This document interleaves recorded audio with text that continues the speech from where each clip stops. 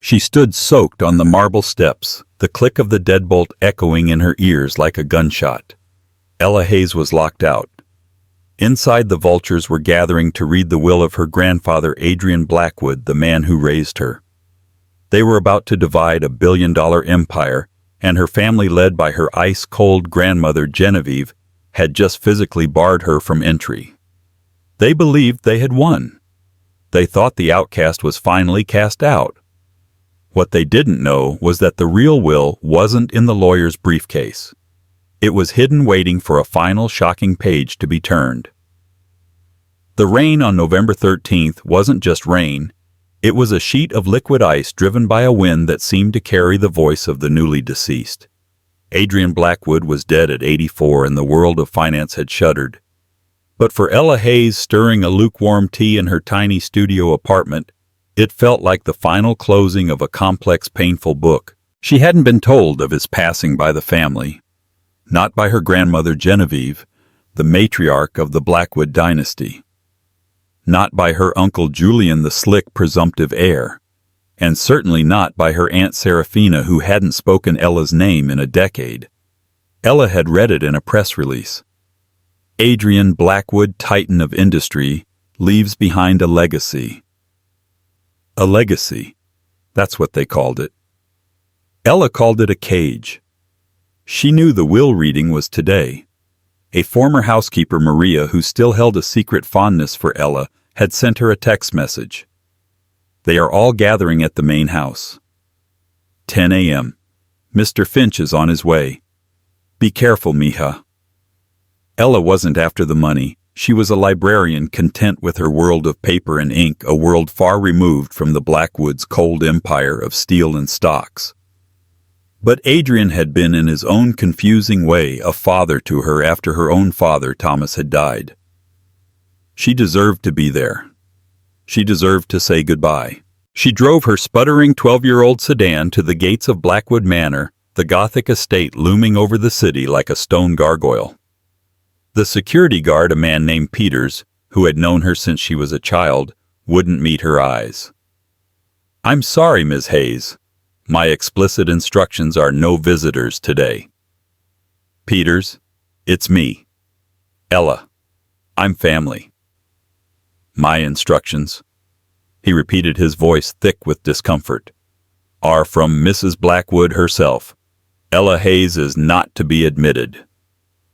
The words were a physical blow. Not to be admitted. She parked her car down the road and walked up the long, winding drive, the gravel crunching under her thin-soled shoes. She would not be turned away by a guard. She would face them. She reached the massive carved oak doors and used the heavy bronze knocker. The sound was swallowed by the house. Seconds later, the door opened, not by a butler, but by Genevieve Blackwood herself. Genevieve was a woman carved from glacial ice, dressed in impeccable black silk. Her silver hair was coiled perfectly, and her eyes, Adrian's eyes, were sharp and merciless. "Ella," she said. The name was an accusation. "You are not welcome." "Grandmother, I am here for the reading of the will. I have a right." "A right?" Genevieve's laugh was a dry, rustling sound. "Rights are for Blackwoods. You are a Hayes, a stain my son in his weakness brought into this house. Adrian indulged you, and I tolerated it. Adrian is gone. My tolerance is too." Behind her in the grand foyer, Ella could see them. Her uncle Julian Blackwood adjusting his $5,000 suit cuff, a smug sneer on his face. Her Aunt Seraphina Vance dabbing at perfectly dry eyes with a lace handkerchief, her expression one of deep annoyance. "Please," Ella whispered, the rain plastering her brown hair to her face. "He was my grandfather." "He was your benefactor," Julian corrected, stepping forward. "And his charity has officially run out. Mr. Finch is here. This is a private family matter." "I am family." Ella's voice finally cracked, the desperation rising. Genevieve looked at her, a flicker of something almost like pity quickly extinguished. "No, dear. You were my son's unfortunate project. The reading is beginning." She began to close the door. Ella, in a move that surprised even herself, put her hand flat against the wood. "You can't do this. Julian's face darkened. He stepped forward and shoved her hand away. "Get off this property. You are trespassing." The door slammed shut. The thud was final. The deadbolt, a heavy antique mechanism, slid into place with a definitive click-clack. Ella Hayes stood on the steps, soaked to the bone, excluded and humiliated. Inside, the fire was roaring. The crystal glasses were full, and the family was dividing her world. She backed away slowly, the massive, unfeeling house staring her down. The fight was over. She had lost. To understand the lock on the door, one had to understand the family tree. Adrian Blackwood had been the trunk, but the roots were poisoned. Adrian had one son, Thomas Blackwood, Ella's father. Thomas was not like Adrian. He was a poet, a philosopher, a man who saw the world in shades of emotion, not in quarterly earnings. He was a disappointment to his father and a constant irritation to his mother, Genevieve. Julian and Serafina were Adrian's children from a second, more advantageous marriage, and they were everything Thomas was not: cold, ambitious, and utterly devoted to the Blackwood name. Thomas married a woman his mother despised, a musician with no family name. When Ella was 3, her mother died in a car accident. Thomas, already prone to melancholy, was shattered. He raised Ella alone in a small cottage on the edge of the Blackwood estate, intentionally separate from the main house. But the true unspoken sin, the one Genevieve held on to like a rosary of hate, was a secret only the inner circle knew. Ella was not Thomas's biological child. Her mother had been pregnant when she met Thomas. He had known and he had loved Ella as his own, giving her his wife's maiden name, Hayes, but raising her with the Blackwood resources. When Thomas died of an overdose when Ella was 16, an event the family hushed up as a heart condition, Ella was left in the orbit of the Blackwoods, a moon tethered to a planet that wanted to reject her. Adrian, in his own gruff way, had protected her. He paid for her education. He'd show up at her cottage unannounced, sit in Thomas's old armchair, and make her read to him poetry, literature, not stock reports. "Your father," he'd said once, his voice raspy, "was a fool about money, but he was the only one of us who understood value. Don't you ever forget that, girl." But for every moment of gruff affection from Adrian, there was an act of surgical cruelty from Genevieve, Julian, and Serafina. There was the debutante ball for Serafina, where Genevieve had Ella's invitation lost in the mail. There was the college graduation, where Julian forgot to tell Adrian the correct date and Ella sat alone in the crowd. They saw her as a living, breathing insult, the illegitimate adopted daughter of the family's greatest failure. Her very existence was a threat to the pristine, curated image of Blackwood perfection. As Ella drove away from the manor, her hands shaking on the wheel, the humiliation solidified into a cold, hard grief. It wasn't about the house or the stocks. It was that the one man who had offered her any protection, any semblance of family, was gone. And in his death, the wolves had finally been allowed to tear her apart. She returned to her apartment, made a fresh pot of tea, and sat wrapped in a blanket as the 10 a.m. reading came and went. She mourned not just Adrian, but the idea of a family she had never truly had. The day passed in a gray blur. Around 4 p.m. there was a knock. Not on her apartment door, but a sharp rap on her window. She pulled back the curtain to see a soaked, shivering figure in a hoodie. It was Maria's son Leo, a young paralegal who worked at the firm of Alistair Finch, the Blackwood family lawyer. "Leo, what are you doing? Get in." He slipped inside, dripping on her rug. I couldn't let them," he panted, pulling a file from beneath his jacket. "Leo, what is this? You'll be fired." "I don't care. Mr. Finch. He's a good man, but he's bound by procedure. He read the will, Ella. The one they all signed off on." "What did it say?" Ella asked, her voice barely a whisper. Leo's face was grim. It was exactly what they wanted. Julian Blackwood was named CEO and primary beneficiary of Blackwood Holdings. Serafina Vance received the international properties and the art collection. Genevieve Blackwood received the manor, the liquid assets, and a controlling interest in the new board. And me, Ella breathed, expecting nothing. Leo wouldn't meet her eyes. You were mentioned, in the final addendum. To my granddaughter, Ella Hayes. Ella closed her eyes, bracing herself. Leo continued. To my granddaughter, Ella Hayes, for reasons she well knows, I leave the sum of $1 and my sincerest wish that she finds her own way as she always has. Ella sank onto her couch. $1. It wasn't just an exclusion. It was a public shaming, a final posthumous declaration that she was and always had been nothing to him. The reasons she well knows was the deepest cut, a clear reference to her illegitimate birth. Ella, Leo said, his voice soft. I'm so sorry. They laughed. Julian toasted. He said, to finding your own way, Ella. Preferably far from here. The cruelty was so profound it was almost surreal.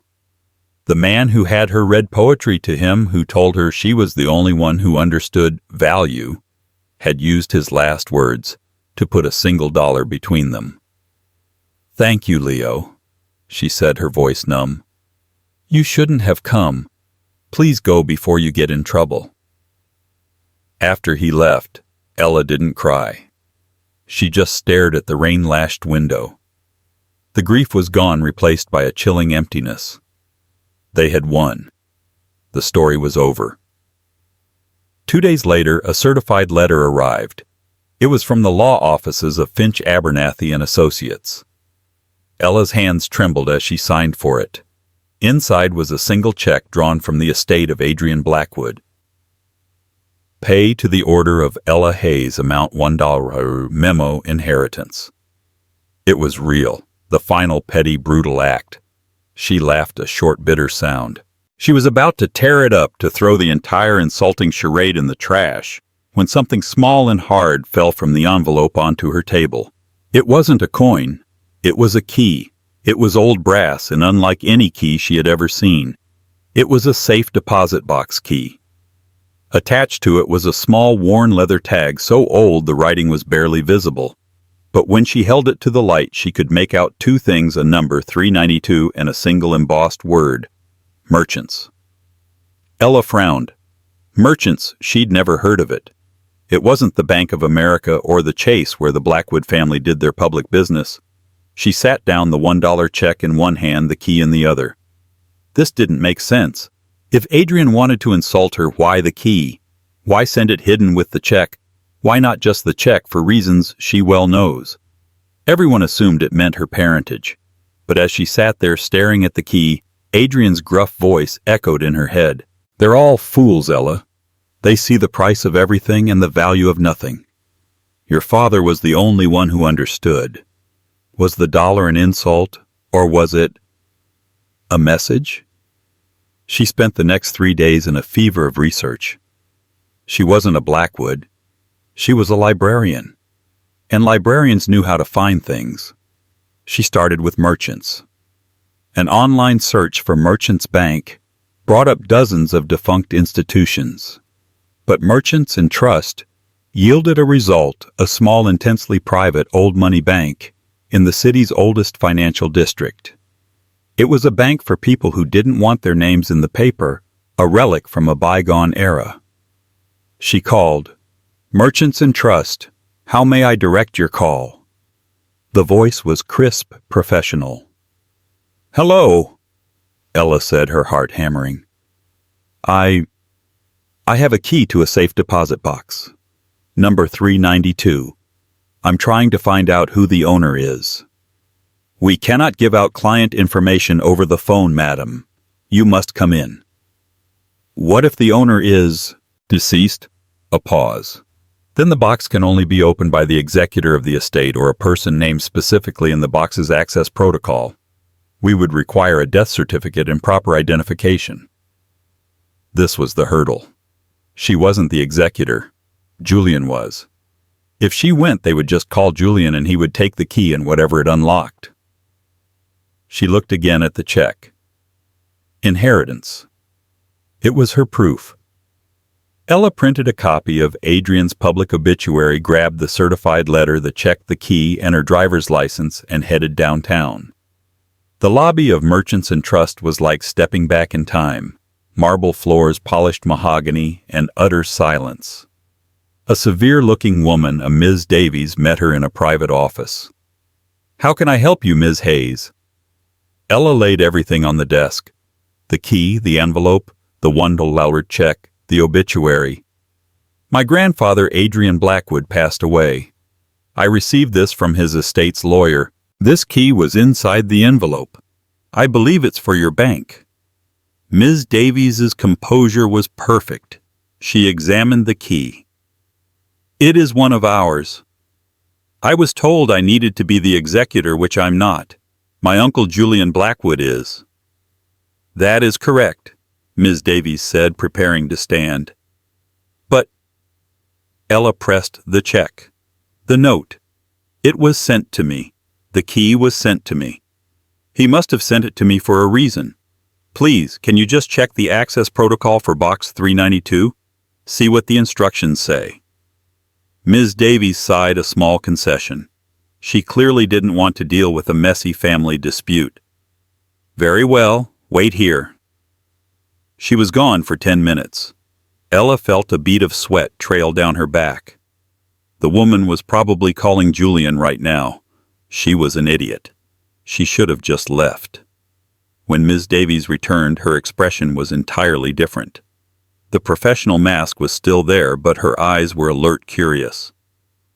"Ms. Hayes," she said, sitting down, "this is highly irregular. The box number 392 is registered to Mr. Adrian Blackwood, as you surmised. So I can't access it." "Normally, no. However, Mr. Blackwood was a very specific man. He left a unique codicil on this account. It states—" She put on her glasses and read from a card. "In the event of my death, this box and its contents are to be sealed from my estate. Access is to be granted only to Ella Hayes upon presentation of the key and presentation of a $1 payment from my estate, which will serve as her secondary identification." Ella's breath caught in her throat. The dollar wasn't an insult. It was a password, for reasons she well knows. He knew she was the only one who would understand the value of that dollar. He knew his greedy family would see it as a joke, but she would look closer. "Follow me, Ms. Hayes." Ms. Davies said, her voice now tinged with something Ella had never heard from a Blackwood associate: respect. She led Ella through a massive circular vault door and into a room of polished steel boxes. She stopped at 392. Ms. Davies inserted her master key and then gestured for Ella to insert hers. With a turn and a heavy thunk, the lock released. Ms. Davies pulled out a long metal box and handed it to her. "The private viewing room is just to your right. Please take all the time you need." The viewing room was small, silent, and windowless. Ella sat down, the metal box cold on her lap. Her heart was beating so hard she thought it might break a rib. She lifted the lid. It was not full of gold bars or cash or jewelry. It was full of paper. On top was a thick cream-colored envelope sealed with Adrian's personal wax signet.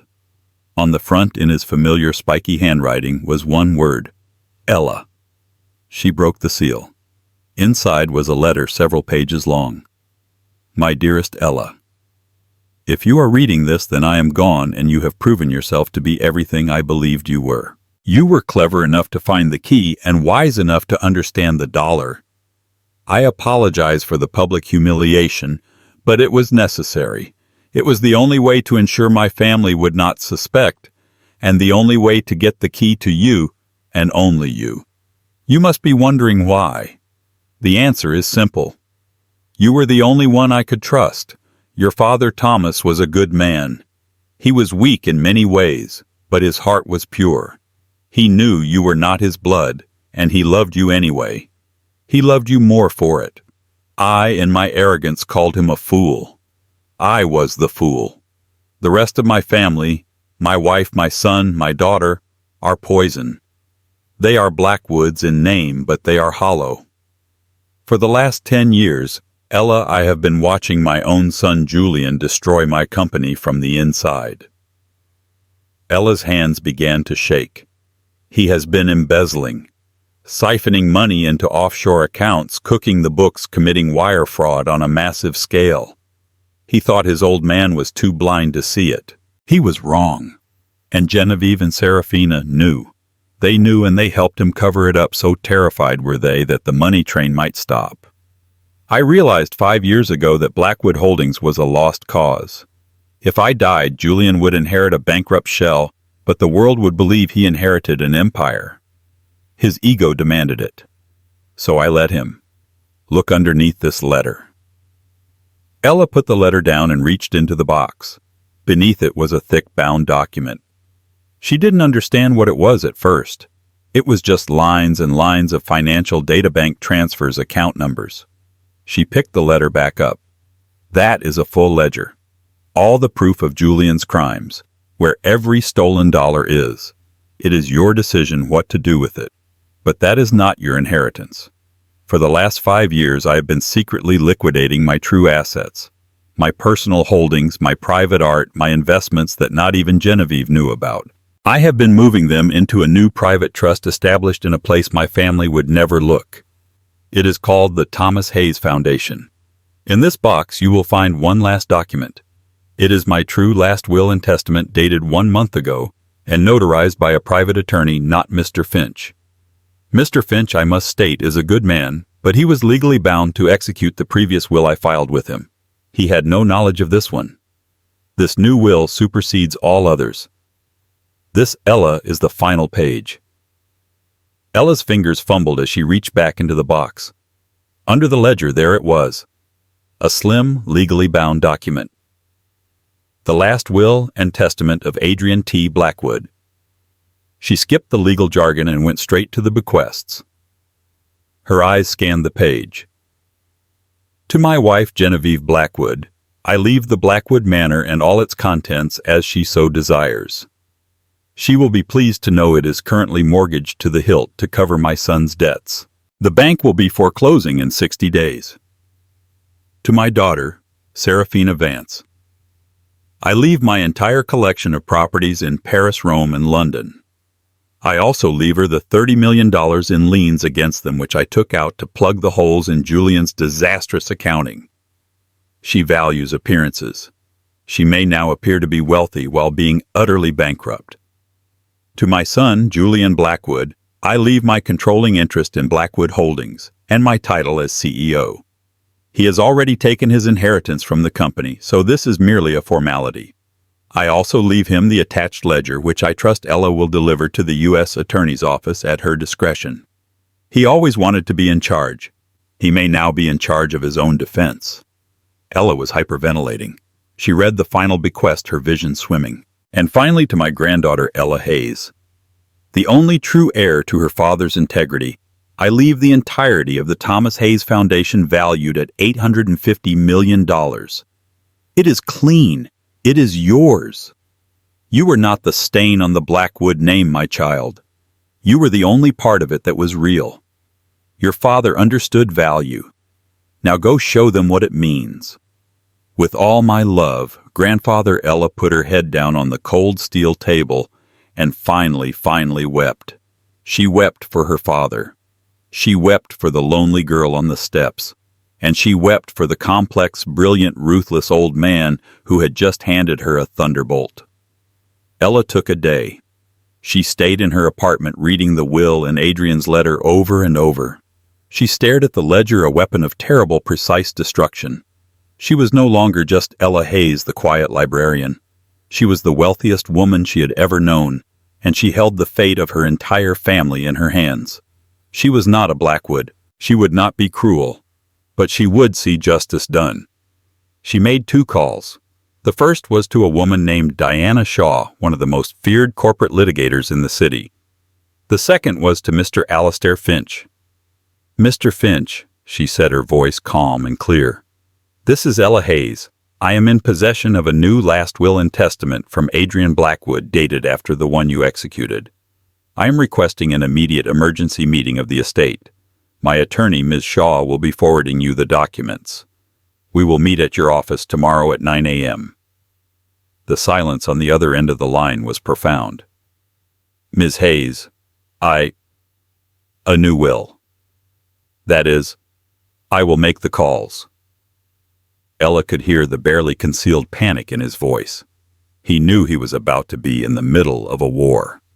The next morning, Ella walked into the 40th floor conference room of Finch Abernathy and Associates. This time, she wasn't wearing a thin coat in the rain. She was dressed in a simple, perfectly tailored black dress, her hair pulled back. Beside her was Diana Shaw, who carried a briefcase that seemed to radiate menace. The Blackwoods were already there. They looked annoyed, not scared. "What is the meaning of this, Alistair?" Genevieve snapped, not even looking at Ella. "We are in mourning. This is harassment." "What is she doing here?" Julian spat, glaring at Ella. "Get her out of here. This is a private meeting." "Ms. Hayes is here at my request," Mr. Finch said, his face pale. He sat at the head of the table. "As is her attorney, Ms. Shaw. We have a matter of profound legal importance. A new document has come to light." "A new document?" Serafina laughed, a tinkling, nervous sound. "What, did she find a napkin?" he scribbled on. "The estate is settled, Alistair. Julian is CEO. It's done." "It is not done," Diana Shaw said, her voice cutting through the room like a scalpel. She opened her briefcase and placed 3 documents on the table. "This," she said, sliding the first one to Mr. Finch, "is the last will and testament of Adrian Blackwood, dated October 18th of this year, 2 weeks before his death. It has been authenticated by 3 separate experts, and it supersedes the will you read on November 13th. Julian lunged for it, but Diana Shaw placed a hand on it. "A copy for you, Mr. Blackwood." She slid one to him, one to Serafina, and one to Genevieve. There was silence as they read. It was not a silence of contemplation. It was the silence of a collapsing universe. Serafina was the first to break. A strangled, high-pitched, "No, no, that's not possible. The liens." He knew. "No." She began to hyperventilate. Genevieve went rigid. Her face, usually a mask of cold control, became a terrifying mottled white. She simply stared at the words, "foreclosing in 60 days."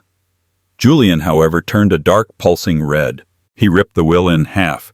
"This is a forgery. This is a joke. She's a librarian. She faked this. I'll have her arrested."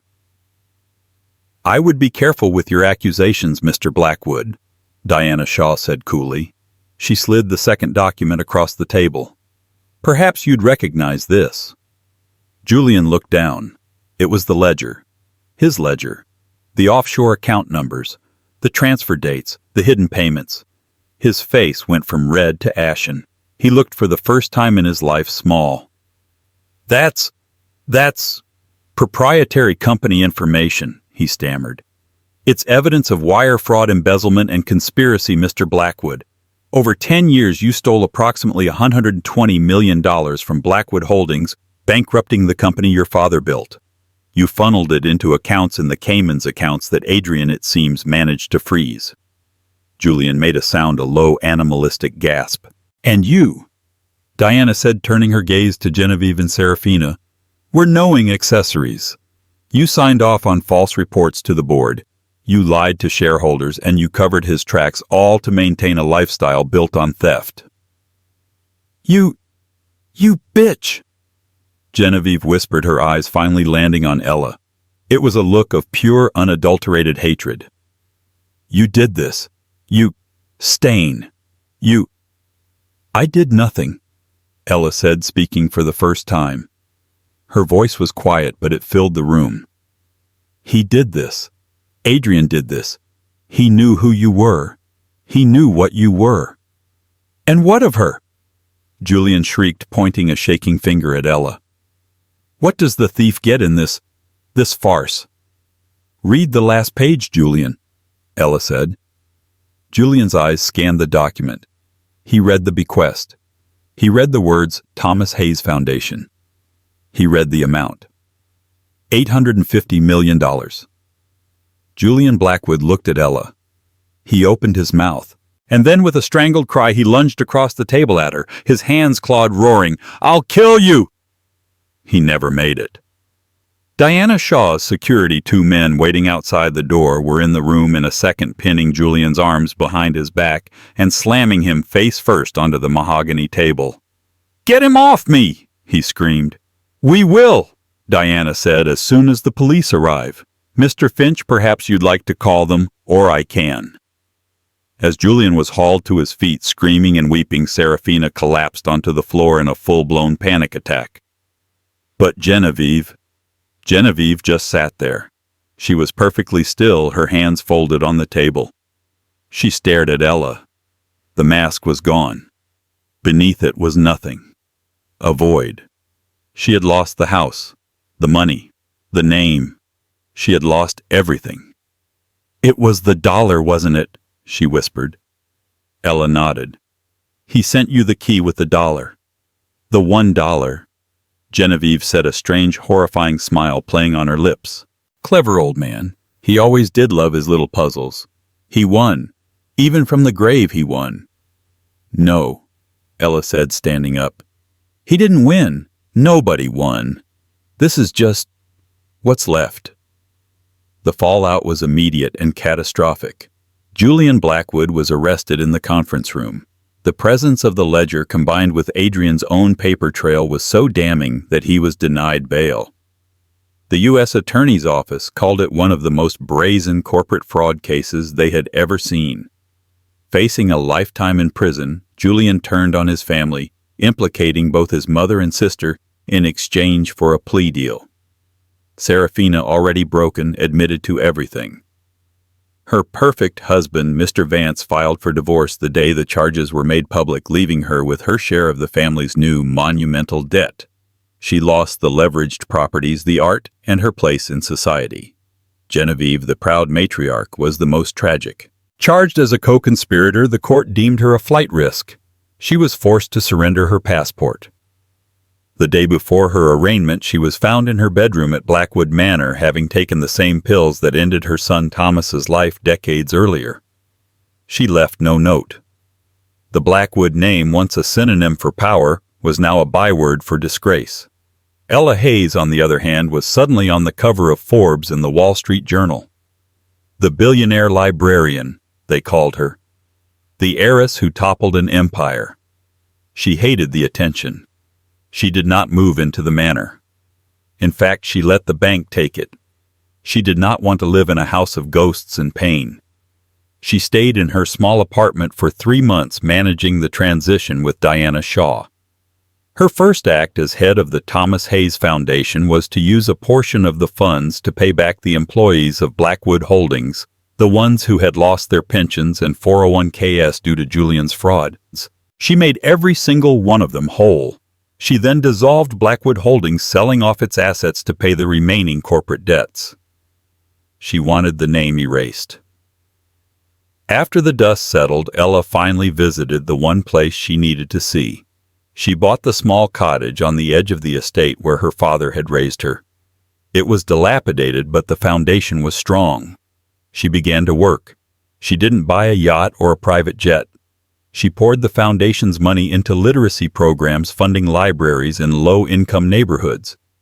She created a massive grant for adoptive families named after her father, Thomas. She was at her desk one evening reviewing a grant proposal when Alistair Finch was announced. He was retired now, his name no longer on the firm. "Ms. Hayes," he said, standing in her humble living room, a stark contrast to the opulence he was used to. "Mr. Finch, please call me Ella." "Ella, then. I came to apologize. I was an instrument in their cruelty. That first will reading." "You did what you were legally required to do, Mr. Finch. Adrian said as much in his letter. You are a man of procedure." "Yes," he said, looking around. "I see now why he trusted you. You have your father's heart, but you have Adrian's strength.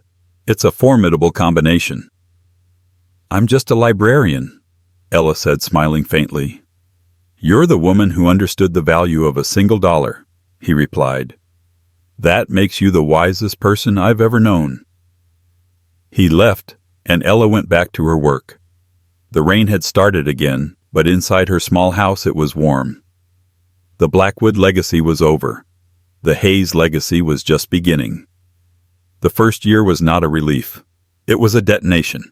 Ella Hayes, the quiet librarian, ceased to exist. In her place, a new entity was born, the billionaire librarian. A moniker splashed across the covers of Forbes, the Wall Street Journal, and a dozen other publications that had once been her grandfather's daily liturgy. The press painted her as a modern-day Cinderella, a folk hero who had vanquished the dragons of corporate greed. They didn't see the reality. They didn't see her sitting on the floor of her tiny studio apartment, surrounded by binders and legal documents, hyperventilating at the sheer crushing weight of $850 million. The money wasn't a gift. It was a forge.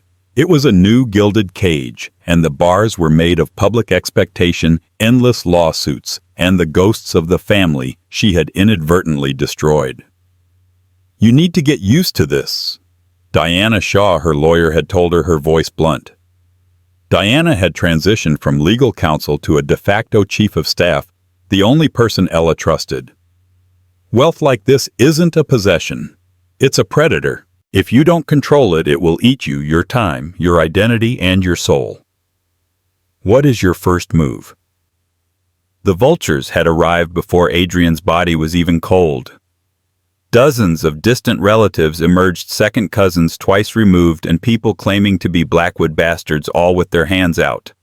A man from Ohio, a Chad Blackwood, sent a tear-stained 12-page letter claiming he was the product of a secret affair of Adrian's and deserved his rightful share to fund a revolutionary new energy drink. Another man, more menacing, began stalking her apartment, claiming to be her real biological father, demanding restitution. Diana's team handled it. Restraining orders were filed. A security detail, two discreet men named Sal and Ben, became Ella's shadows. Her tiny apartment was no longer safe. "You can't stay here," Diana insisted. "I am not," Ella said, her voice firm, moving into that mausoleum. Blackwood Manor. The site of her deepest humiliation now sat in a state of legal limbo. The bank, as Adrian's will had predicted, had initiated foreclosure proceedings against Genevieve's estate. The auction was set. Before it was all seized and itemized by creditors, Ella knew there was one last thing she had to do. She had to go back one final time. She went on a Tuesday at dawn. She didn't take Sal or Ben. She drove herself using the new, discreet sedan the security team had insisted she buy. The iron gates, the ones that had been barred to her, were now wide open, a for auction sign staked into the manicured lawn. The grass was already overgrown. The house seemed to be sighing, relieved of its toxic inhabitants. Using the key that Diana's team had procured from the estate, she let herself in. The click of the lock was hollow this time. The grand foyer was cold, the air stale with the smell of old polish and finality. She stood on the very spot where her grandmother had told her, "You are a stain." She saw the indentations in the carpet where the family had gathered to hear the will, the one that had given her $1. She felt a shiver, but it was not fear. It was release. She walked the halls. She passed Julian's office, a monument to masculine ego, all dark wood and leather, smelling faintly of the cigar smoke and terror he must have felt in his final days there. She saw Serafina's sitting room, a frivolous space of pastel silks and gilded mirrors, now just a room of dusty sheet-covered lumps. She climbed the grand staircase to Genevieve's suite.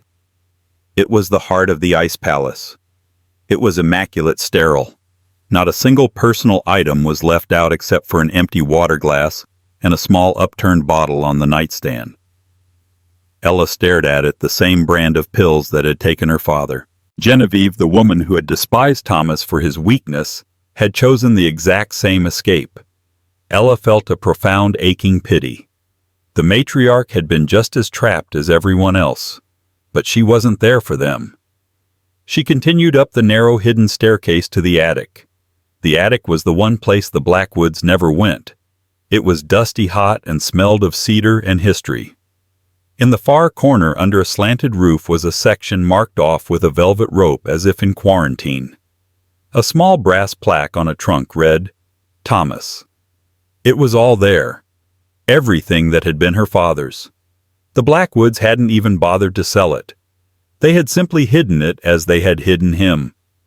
Her hands trembling traced the worn fabric of his favorite armchair, the one he used to sit in while he read to her. She opened a trunk and the scent of old paper and his pipe tobacco wafted out. It was intoxicating. Here were his books, not the first editions Adrian collected, but worn paperbacks of poetry, their margins filled with Thomas's spiky, passionate handwriting. And then she found it. Tucked inside a battered copy of Walt Whitman's Leaves of Grass was a photograph. It was her age 3 perched on her father's shoulders. She had a gap-toothed, joyous smile. He was looking up at her, his expression one of such complete, unconditional adoration that it stole her breath. She turned the photo over. In Thomas's looping script it said, "My Ella, my North Star, the only part that matters." Tears she hadn't shed for Genevieve's death or Julian's arrest or her own sudden terrifying wealth now came.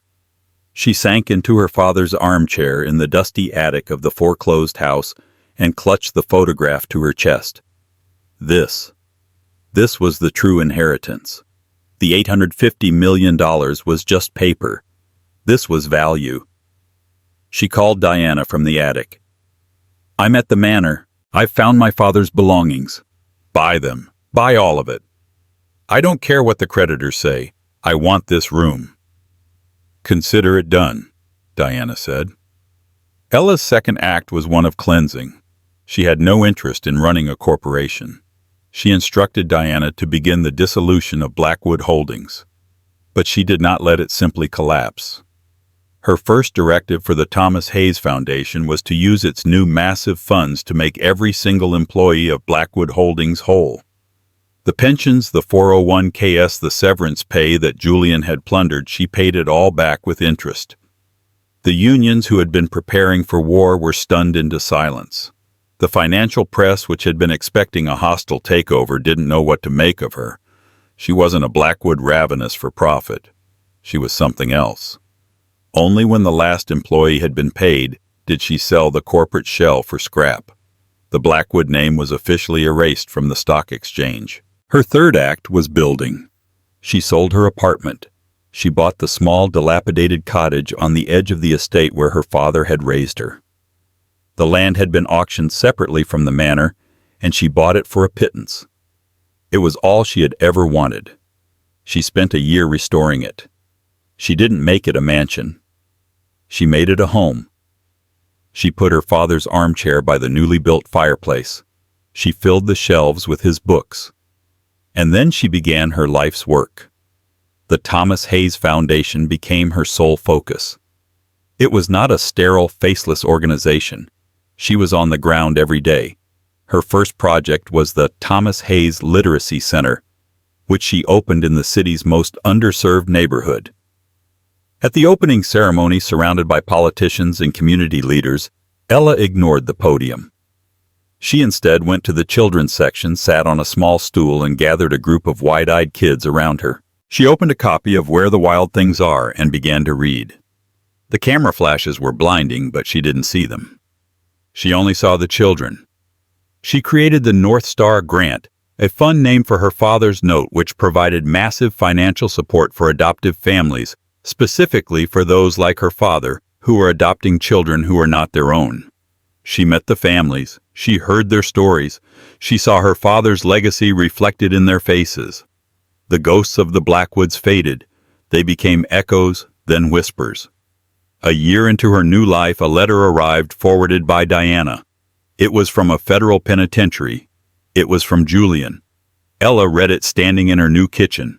It was not an apology. It was a tirade. It was pages of vitriol accusing her of stealing his life, his birthright. "You were always a parasite." He wrote, his handwriting jagged and furious. You'll never be a real Blackwood. You are nothing. Ella read the letter calmly. She felt no anger, no fear. She felt only a deep, cold pity for a man so trapped in his own ego that he couldn't see the bars of the cage he had built for himself.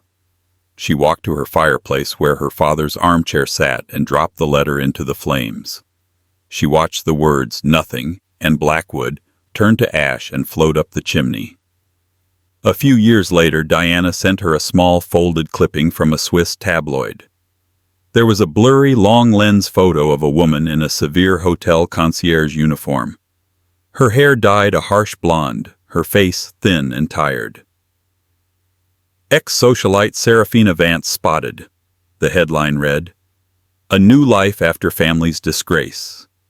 She was working under an assumed name, living in a small staff apartment. Her fall was total. Ella folded the clipping and put it away. It was a reminder, not a trophy. A reminder of what happens when you value only the price of things. 6 years after the reading of the will, Ella was no longer the billionaire librarian. She was just Ella. Her life was quiet. It was full.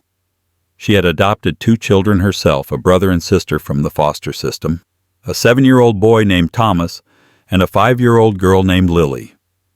One cold November evening, very much like the one that had changed her life, she was sitting in her father's armchair, the fire crackling. Lily was asleep on her lap, and young Thomas was sitting on the hearth staring into the flames. "Mom," he said, his voice quiet. "Yes, honey. I was at school, a kid. His dad told him who you were. He said you were super rich. He said you inherited it all from a bad family." Ella stopped rocking.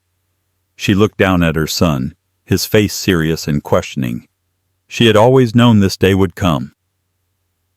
"My family wasn't bad, Thomas," she said softly.